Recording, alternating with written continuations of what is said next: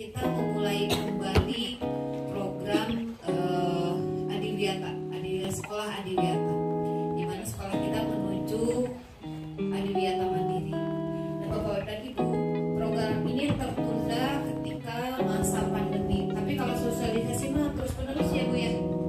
Saya sempat menghadiri waktu di SMA 2 pada Arang ya kemarin itu. Nah, kali ini kita luruskan niat kita untuk kembali memulai sekolah Adiwiyata ini.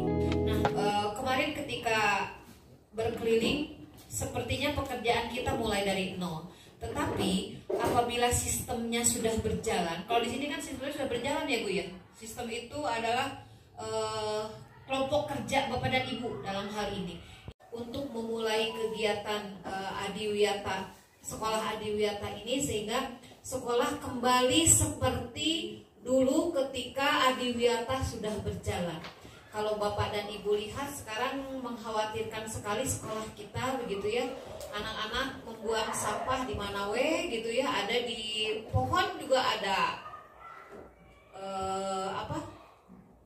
sampah begitu ya. Dan mungkin ini juga kita berlakukan karena mungkin sekolah kita akan dimulai lagi dipakai sering kegiatan begitu.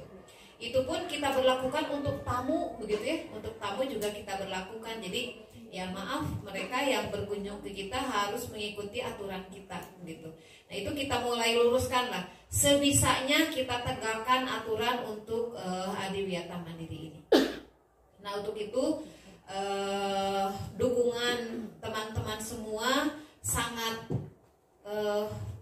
berpengaruh signifikan sekali terhadap suksesnya kegiatan untuk program sekolah Adiwiyata ini.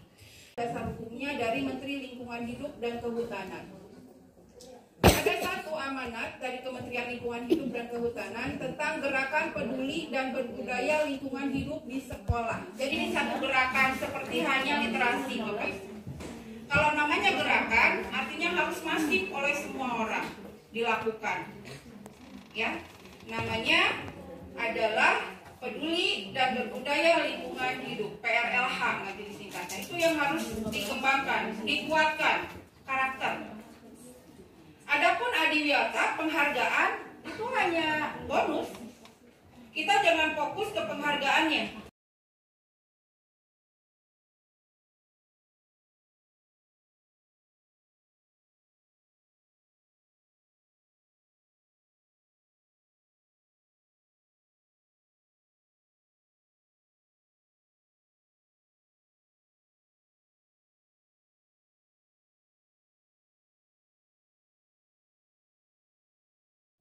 Kurang sasarangan menumbuhkan karakter peduli dan ramah lingkungan di siswa-siswa kita, karena kondisi sekarang sudah sangat mengkhawatirkan. Kondisi lingkungan sekarang sudah sangat mengkhawatirkan.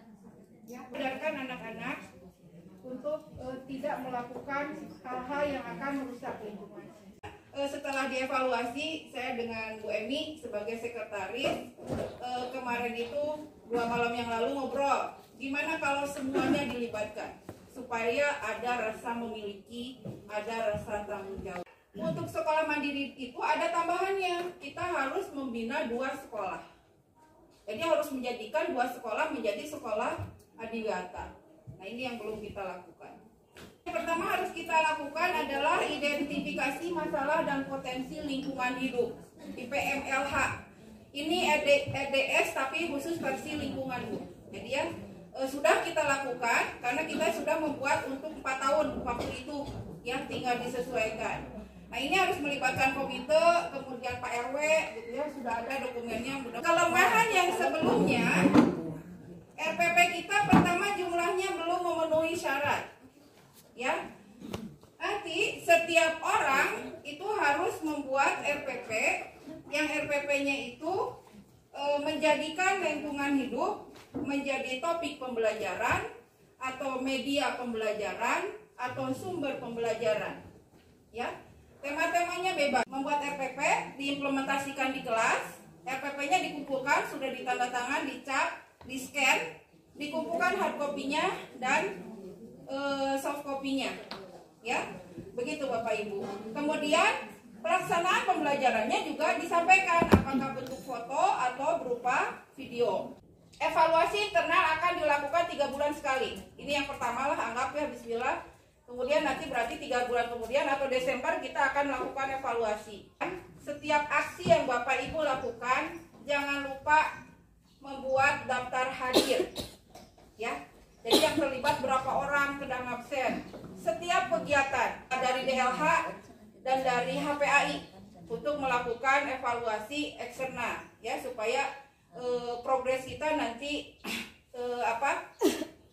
bukan terdeteksi, terpantau gitu ya. Jadi nanti yang kurangnya apa, yang